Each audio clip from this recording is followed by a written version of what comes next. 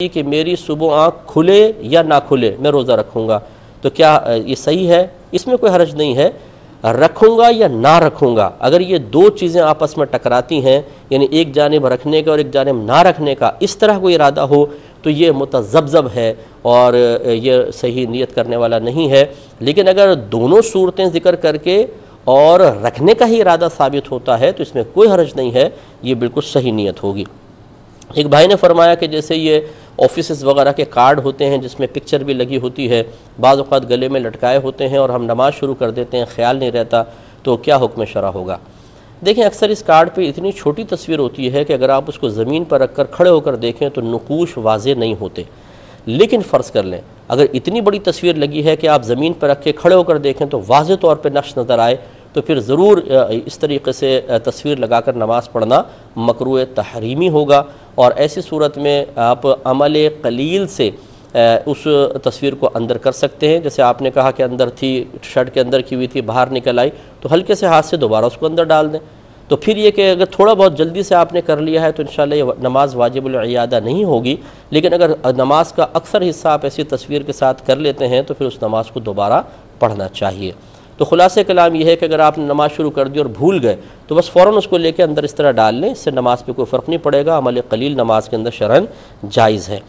ایک انہوں نے کہا کہ بہن نے فرمایا کہ ناپاک کپڑے ایک شخص ہے وہ رسی پہ ڈال دیتا ہے،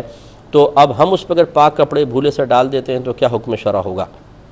دیکھیں پہلے تو یہ کنفرم ہو کہ واقعی وہ ناپاک کپڑے ڈالتا ہے، کیونکہ اگر بالفرض وہ ناپاک تھے بھی، ہو سکتا ہے اس نے اتنا پانی بہا لیا ہو کہ وہ ناپاک نہ رہے ہوں اور پاک ہو گئے ہوں، لیکن بالفرض کر لیں کہ آپ نے دیکھا کہ ناپاک کپڑا تھا اور اس نے صحیح طریقے سے پاک نہیں کیا اور رسی پر ڈال دیا، تو یہ رسی ناپاک ہو جائے گی، اور اس پر مقام پر آپ کوشش کریں کہ اپنے کپڑے وغیرہ نہ ڈالیں، اپنے الگ رسی رکھیں۔ دوسرے بہن نے فرمایا کہ کیا جس طرح زمین خشک ہو کر پاک ہو جاتی ہے، ہم رسی کے بھی بارے میں یہ تصور کر سکتے ہیں کہ وہ خشک ہو گئی اور پاک ہو گئی؟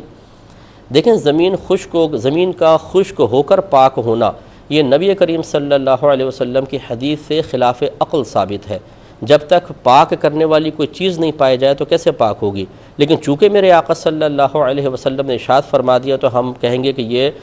خلاف قیاس مسئلہ ہے، لہذا زمین خشک ہو کر پاک ہو جاتی ہے، بشرطے کہ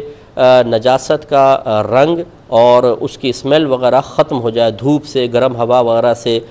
کسی طریقے سے ختم ہو جائے تو وہ پاک ہے۔ لیکن اب اس پر جو خلاف قیاس مسئلے ہوتے ہیں کسی اور شے کو قیاس نہیں کر سکتے ہیں، لہذا اگر بچے نے کپڑے پہ پیشاب کر دیا، آپ نے دھوپ میں ڈال دیا، اسمیل ختم ہو گئی، رنگت بالکل نظر نہیں آ رہی، یہ کپڑا قیامت تک پاک نہیں ہوگا، اس کو پاک کرنا ہی پڑے گا، یہی رسی کا مسئلہ ہے۔